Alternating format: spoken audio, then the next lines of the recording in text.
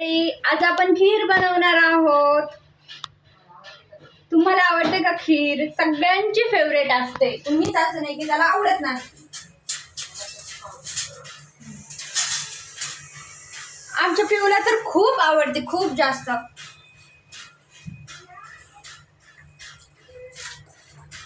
सगळ्यांच्या वाटेच एकटेच खाऊन घेतील. मध्ये साखर टाकायची.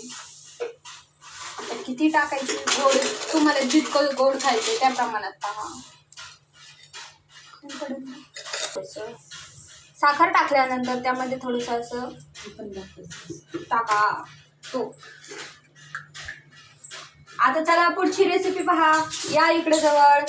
हे पहा, आपण घेतलेलं आहे बारीक शेवया, आणखी बदाम, काजू, थोडासा गरा आणि किसलेलं खोबरं.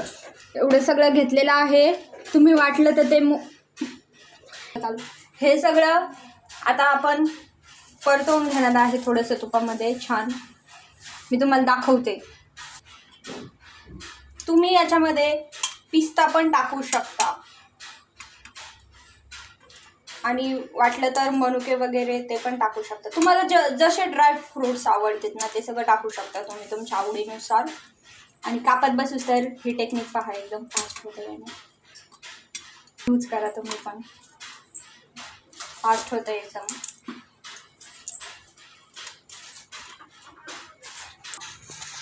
असं थोडंसं तूप टाकून घ्यायचं.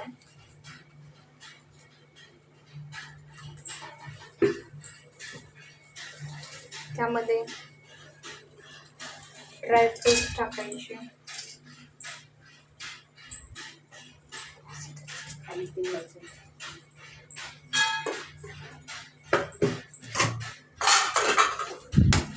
असे थोडेसे परतवून घ्यायचे. खूप जाळायचं पण नाही आणि खूप कच्चं पण नाही ठेवायचं, मीडियम करायचं. असं एक एक करून सगळं तुपामध्ये परतवून घ्यायचं. एक एक करून छान असं परतवून घ्यायचं.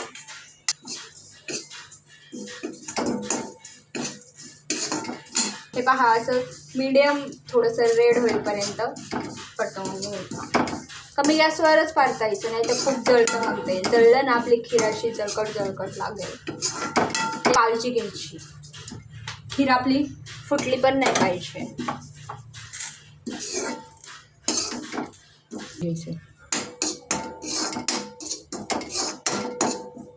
जेवढं तुम्हाला सगळं साहित्य टाकायचं खीरमध्ये ते सगळं असं परतून घ्यायचं.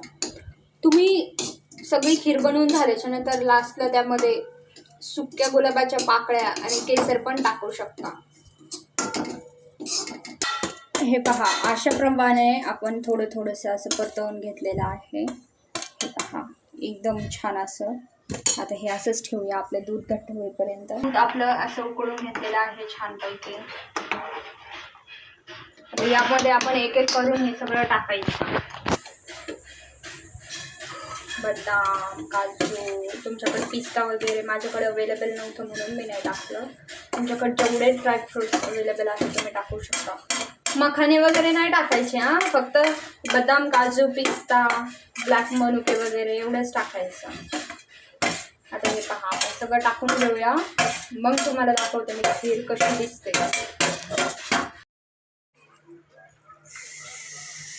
कसं काय खीरीची टेस्ट? खूप छान झाली. छान झाली माझ्या ना? वहिनीने बनवलेली खीर खूप छान झाली. वहिनीला इथे बनवता? मग छान झाली ना? हो. घे मग.